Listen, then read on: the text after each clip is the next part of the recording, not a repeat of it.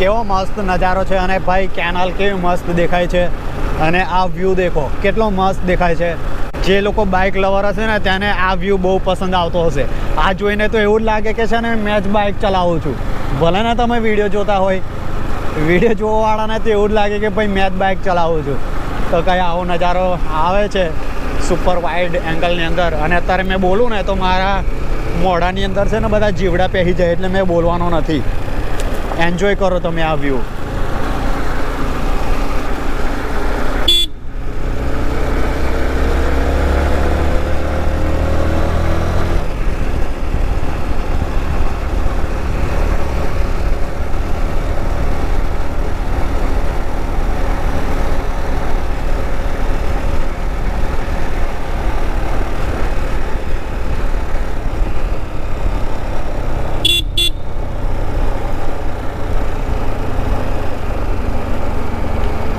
અને આવા રસ્તા ઉપર બાઇક ચલાવતા હોય કે કાર ચલાવતા હોય ને તો તમારે છે ને રોડ પર જ ધ્યાન આપવું પડે, રાત્રે કે દિવસે.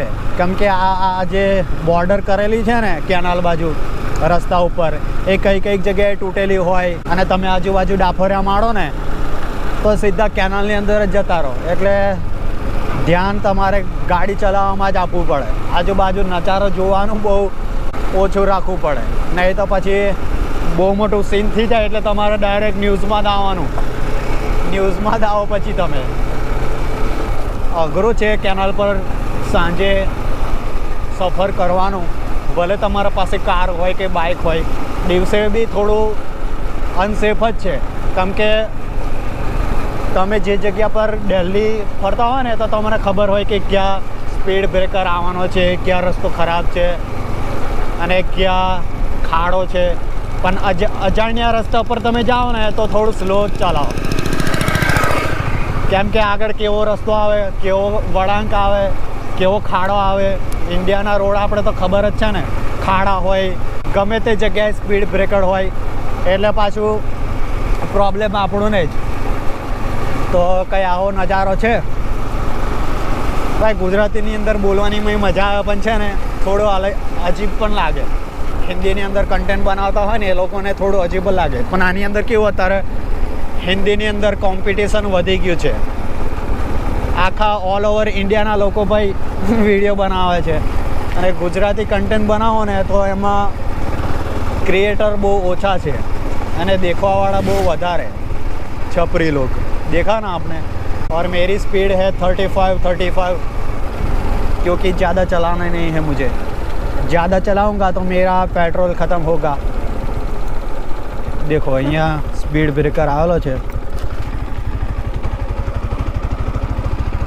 અમે જ્યારે નાના હતા ને તો નાહવા જતા હતા પણ નાની કેનાલ પર જ, મોટી કેનાલ પર નહીં.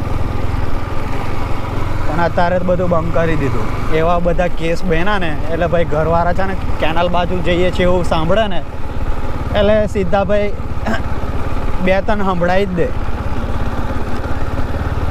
જો આ છે ને હાઇડ્રો પ્લાન્ટ છે, મતલબ પેલું સ્ટેચ્યુ ઓફ યુનિટીની અંદર કેવું વીજળી બને છે એવું આ લોકો કેનાલનું પાણી ડાયવર્ટ કરીને વીજળી બનાવે છે. બધી બહુ જગ્યાએ ભાઈ આવું બની ગયું છે અને અહીંયાથી જ સ્ટાર્ટિંગ થાય છે. આજે આપણે જોઈને આવ્યા ને ત્યાંથી જ સ્ટાર્ટ થાય છે.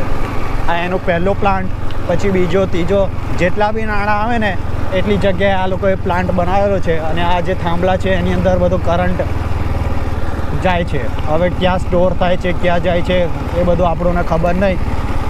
પણ આ બધું જે પાણીનો ફ્લો છે ને એનાથી ટર્બાઇનથી વીજળી ઉત્પન્ન કરે છે આ લોકો. તો અંધારું થઈ ગયું છે, જલ્દી ઘરે જતા રહીએ.